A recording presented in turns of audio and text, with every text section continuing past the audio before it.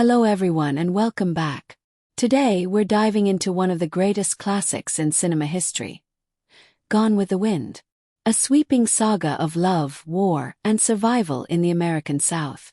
It's 1861, on the eve of the Civil War. Scarlett O'Hara, headstrong and beautiful, lives in luxury at Tara, her family's cotton plantation in Georgia. She secretly loves Ashley Wilkes, but at a grand barbecue she discovers he is to marry his gentle cousin, Melanie Hamilton. Determined to make Ashley jealous, Scarlett flirts with all the men around her. It doesn't win Ashley's heart, but it does capture the attention of a daring stranger, Rhett Butler, a man as rebellious as she is.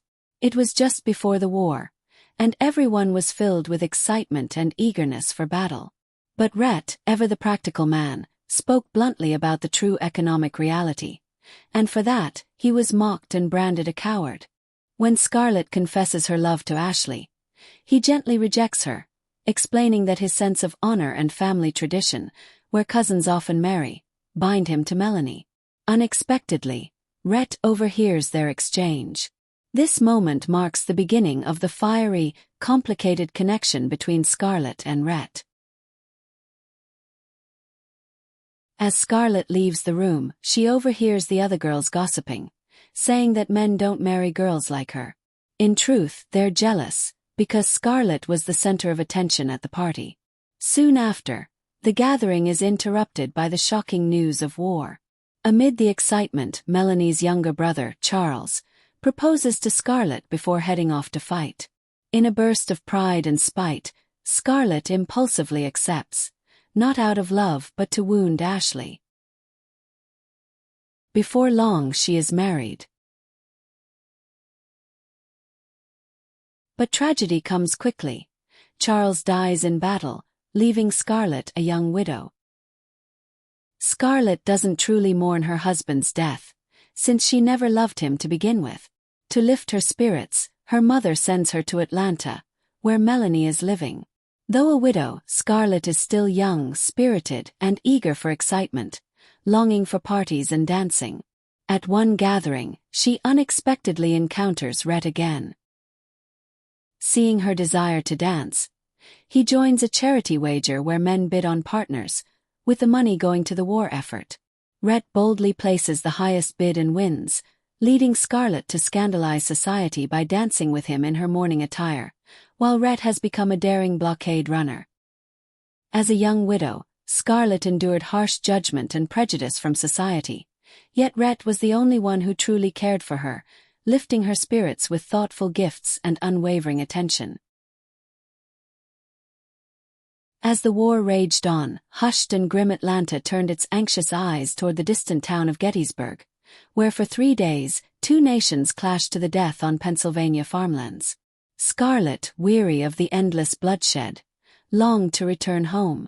But she couldn't abandon Melanie, who was heavily pregnant and suddenly went into labor. In the midst of the burning city, Scarlett helps deliver Melanie's baby, and with Rhett's aid makes a narrow escape.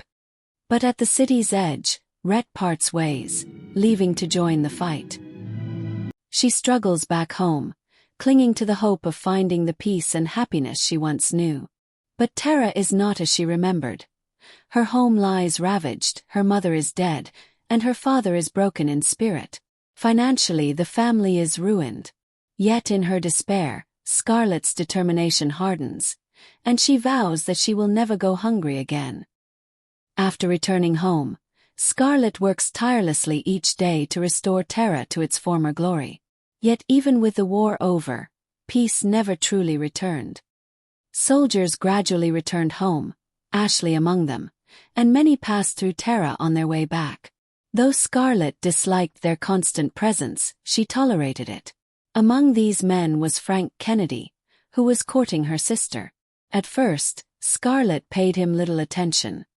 Mid all this turbulence, Scarlett's heart for Ashley remained unchanged, and his gentle care gave her a fragile sense of hope. Soon, tragedy strikes. Her father is thrown from his horse and dies. Shouldering all responsibility for her family, Scarlett schemes tirelessly to protect Tara from the crushing burden of taxes. Desperate, she seeks help from Rhett, who is being held in jail. Determined to hide her desperation, she pretends to be well off. But Rhett notices the calluses on her hands and instantly understands the truth. Though he wishes to help her, his fortune is tied up in Liverpool, beyond his reach for the time being. On her way back from the jail, Scarlett encounters Frank Kennedy and discovers that he has become a wealthy businessman. Determined to save Tara, she manipulates her way into marrying him, despite the fact that he is interested in her sister. Taking control of Frank's lumber business, Scarlett pushes Melanie into supporting her and even persuades Ashley to work for her. She throws herself into the enterprise with ruthless determination, transforming into someone almost unrecognizable. Her every thought is consumed by money, and she even goes so far as to hire convicts as laborers for her lumber business. One day, while riding alone in her carriage, Scarlett is attacked by bandits but is saved by a former slave who once worked for her family. Yet the tragedy does not end there. Determined to defend his wife's honor, Frank joins a raid against the attackers. In the clash, he is killed, leaving Scarlett widowed once again.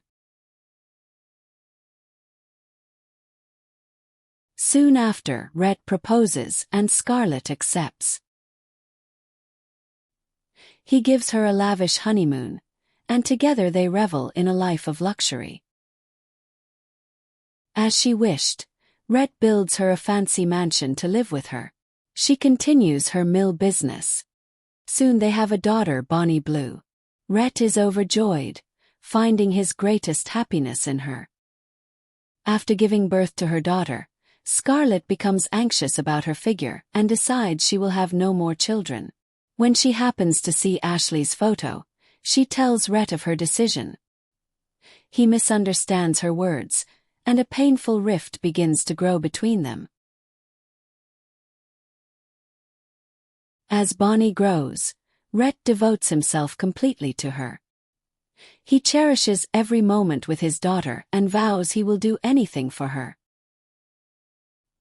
He even buys her a pony and lovingly teaches her how to ride. Later, when Scarlett visits her lumber business, she meets Ashley. For a few moments, they reminisce about the days before the war, leaving Scarlett saddened. In an attempt to comfort her, Ashley embraces her, only to be spotted by two women from town. A scandal erupts when Scarlett is seen in Ashley's arms. To protect their daughter's future, Rhett forces Scarlett to attend Ashley's birthday party and face society. There, Melanie rises to her defense, silencing the gossip and clearing her name. That evening, in a drunken haze and consumed by jealousy, Rhett forces himself upon Scarlett. Yet the next morning, she awakens in unusually high spirits. Rhett, however, enters her room full of regret, apologizes for his actions, and even offers her a divorce. Scarlett's joy instantly shatters, and she refuses. Still heartbroken, Rhett takes their daughter Bonnie and departs for a long trip to London. After a long stay in London, Bonnie begins to miss her mother, and so Rhett brings her back home. Scarlett is overjoyed to see her daughter again, and even happy at Rhett's return. But when he greets her with cold detachment, her joy fades into disappointment. She asks if he intends to stay, only to hear that he plans to leave again. Though it is clear they still love each other, neither can bring themselves to express it. Scarlett tells Rhett she is pregnant, but instead of joy, he responds with cold suspicion, bitterly asking whose child it is. Furious, Scarlett lashes out and wishes it were not his. Rhett retorts with cruel indifference, saying that accidents can happen. Enraged, Scarlett tries to strike him, but in the struggle she loses her balance, tumbling down the stairs.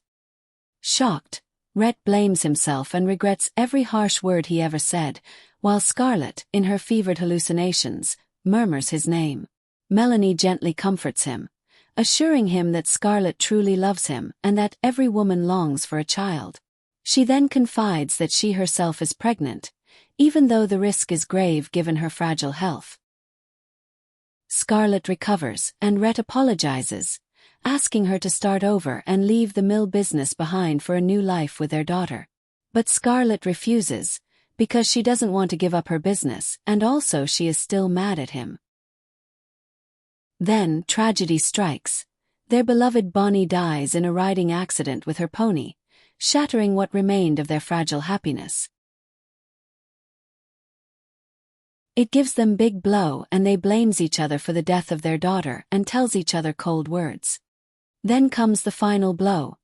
Melanie, the gentle heart of the story, dies from complications in childbirth. In grief, Scarlett comforts Ashley with an embrace, a moment that Rhett witnesses with jealous eyes before walking away. Only then does Scarlett finally see the truth. Melanie was the only woman Ashley ever loved. Bitterly, she tells him he should have admitted it long ago, that she was chasing a love that never truly existed. At last, Scarlett realizes that her true love has always been Rhett. She rushes home to confess her feelings, but her revelation comes too late.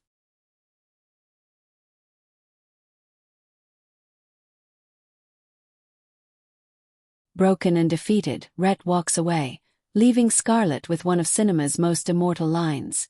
"Frankly, my dear, I don't give a damn." Scarlett collapses in despair, but not in defeat. She resolves to return to Terra, the place that gives her strength, and swears she will find a way to win him back. Because, after all, tomorrow is another day.